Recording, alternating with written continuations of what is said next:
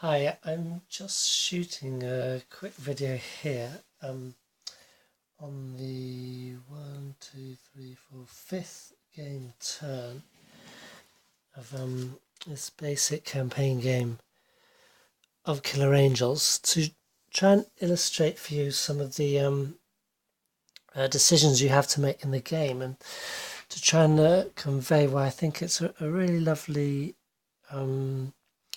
simulation of the kind of operational decisions that a commander has to make, particularly in this particular situation, the what I guess came to be called the Gettysburg Campaign. So what we have is we have Lee here, and moving up, we've actually got Gettysburg up here, so he's just entered Pennsylvania, and he's just joined Ewell, who had moved up into Pennsylvania before him. So we have Ewell in his headquarters and Lee in his headquarters there, and Lee's got a March -1 counter on, which shows us that he can't force march this turn. He did it last turn. We have Hooker here, who has been snapping at his heels. We now have Hill here, and we have Pender, who Hill has just attached, just slightly off camera there, who's sitting still in West Virginia on a place called Bath at on the railway line, and that's for a particular reason. That's important. He's on the railway line.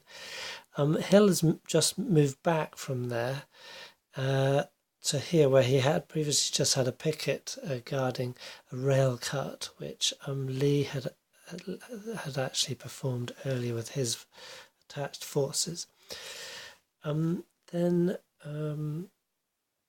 what we have back here is we have Winchester, which with the Confederate depot, that's worth victory points. It's just guarded by a sole picket. And then similarly we have Harper's Ferry, that's a Union depot. Previously that just had pickets guarding it, but it now has a whole division there. These ones are Union pickets, Confederate picket. These are Union pickets guarding a depot there. Pleasanton and his cavalry corps are moving down here, and here we have Stuart with a detached picket. Now I'll just zoom out a little bit and to try and give you to try and explain the overall situation. So at the start of this turn, Hill was up here preparing to cut the rail line here. Ewell had moved into Pennsylvania, and Lee was around here. Hooker was back down here, and Pleasanton was here, so they were kind of on either side of Harper's Ferry, and Stuart was up here. Now, in the campaign so far, essentially, no, let me start up here. So Ewell started here at Winchester, and he moved up and headed, no, sorry, it was him. So he moved up here, cut the rail line here, and then moved up into Pennsylvania. That gains victory points because they're threatening roaming around freely in Union territory. So Pennsylvania gains the most victory points. Maryland would have gained a few. West Virginia gained 1. So that was Ewell's mission, to cut a rail line and move up north as quickly as possible.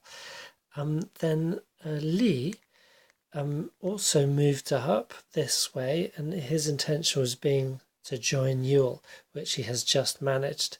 Then Stuart was also moving, and Stuart moved in a parallel route with the aim to catch up and kind of assist Lee and act as a screen and so forth, and a diversion for the Army of Northern Virginia. But Stuart, from the previous video you might have seen, he got stuck in between Pleasanton and Hooker here, and actually, or down here, and he actually was engaged in battle with the whole of the Army of the Potomac. He managed to disengage after losing a few, and Hooker declined to pursue because Lee quickly moved up here, and Hooker's right, okay, I could take time and try and pin down Stuart and eventually gain some victory points for taking some of his, destroying some of his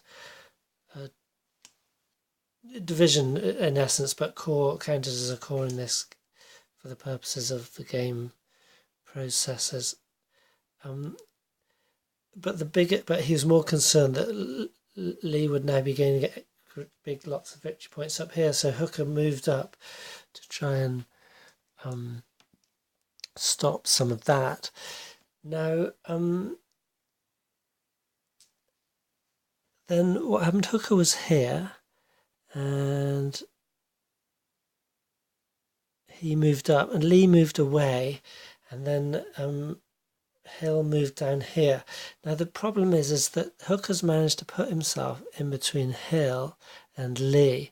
Lee really wants to combine them all together, but he cannot possibly fight Hooker with one core on his own. He's now got 2 core, having joined up with Ewell.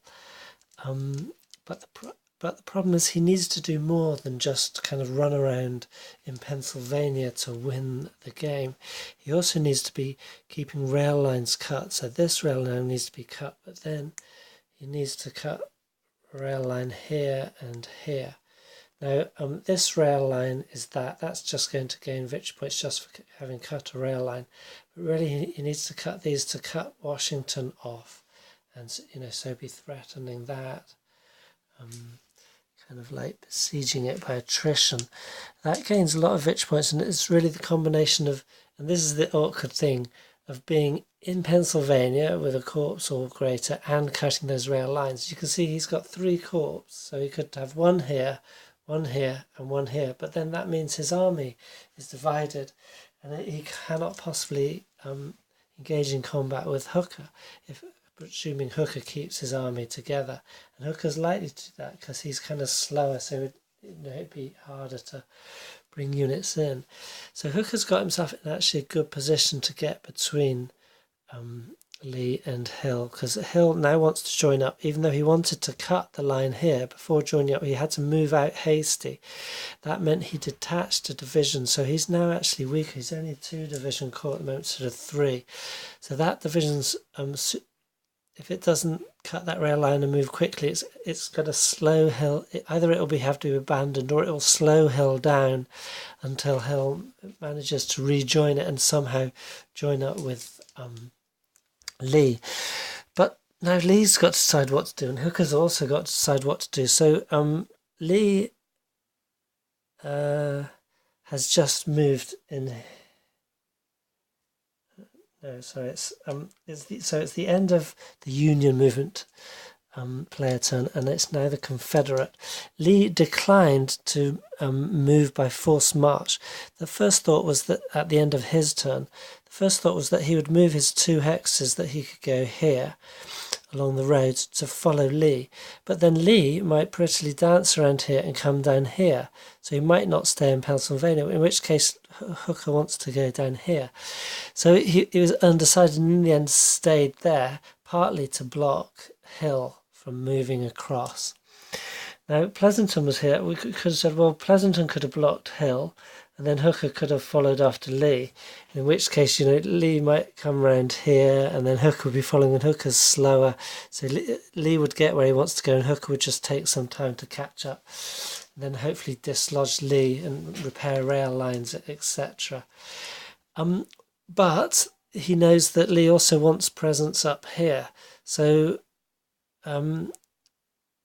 he could say, okay, I'll follow here, and whoever Lee leaves here, I will pursue that person. And this is where it gets interesting, because he's got Ewell, who has an initiative value of 5. Hill's got an initiative value of 3, and Longstreet has an initiative value of 6. So really, Lee, he could detach Ewell and Longstreet, and they would fairly reliably move on their own initiative. Hill only half as likely to do so, but Hill is the actual one who he's got detached at the moment. So there's a bit of a problem in having him detached.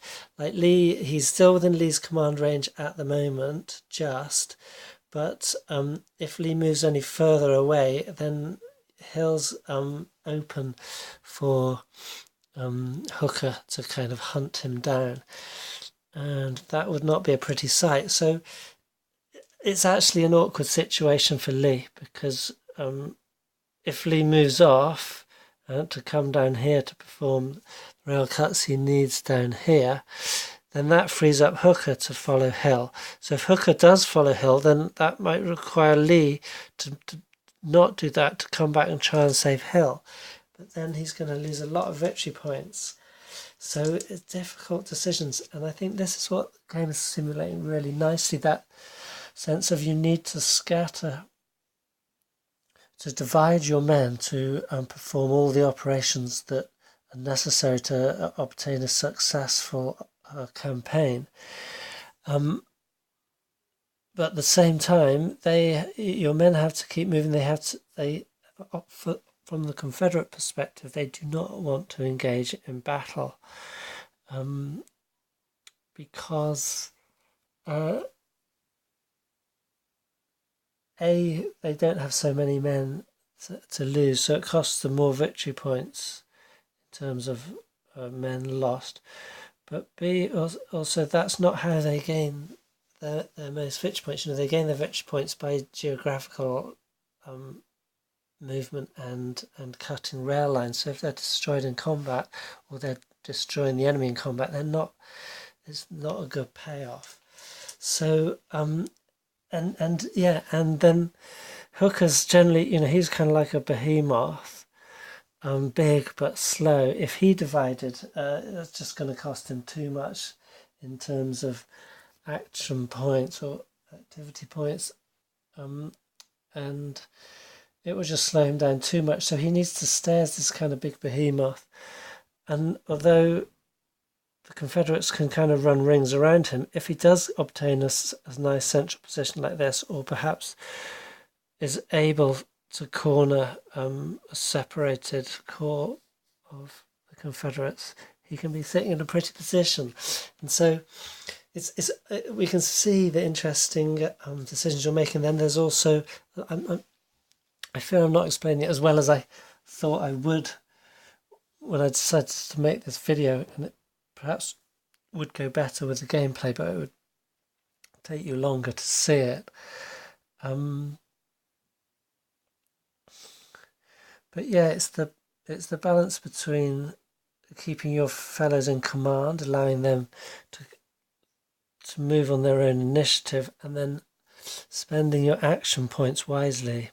It's that old conundrum: you can't do everything that you want to do, and you're forced by your opponent to do some things that you don't want to do. And how do you resolve all those together? And I don't know. It just it gives me the feeling that I'm having a good sense of the problems faced by the two commanders in this campaign.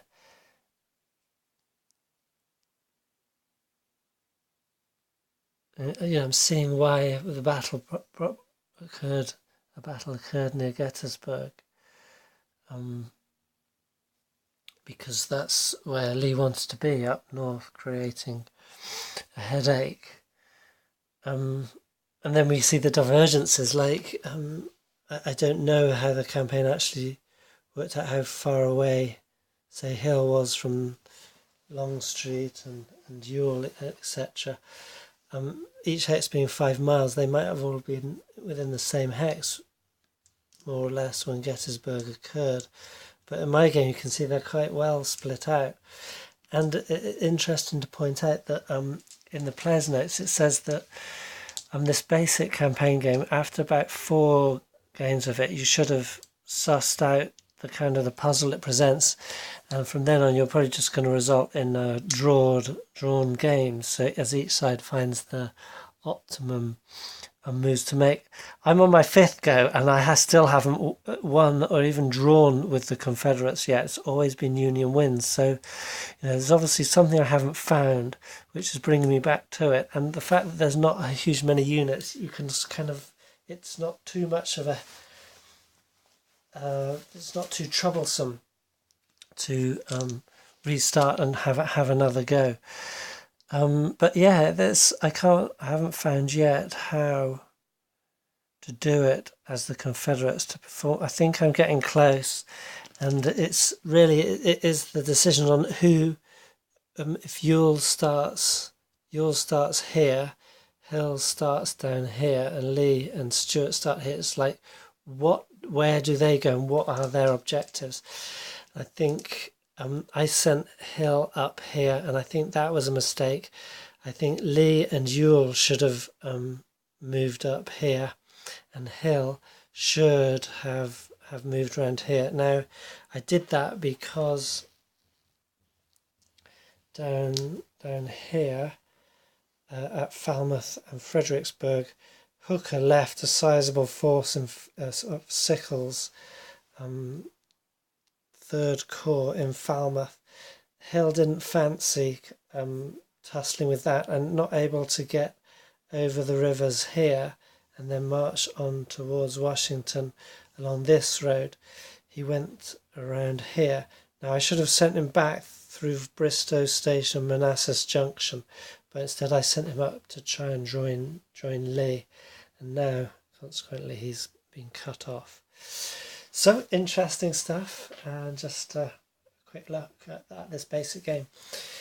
And I'm actually itching to get onto the advanced game, partly because there's more of the same essentially. It looks very interesting, bringing in extra factors to play, but also because I'm still kind of learning the basic game. You know, I keep referring to the rules as I'm playing, and I'm aware that in the advanced game I'm going to have to unlearn some rules, or so some things might sort of substitute for other things. For example, pickets function differently in the advanced game, but then regiments and detached brigades perform kind of the function of pickets here.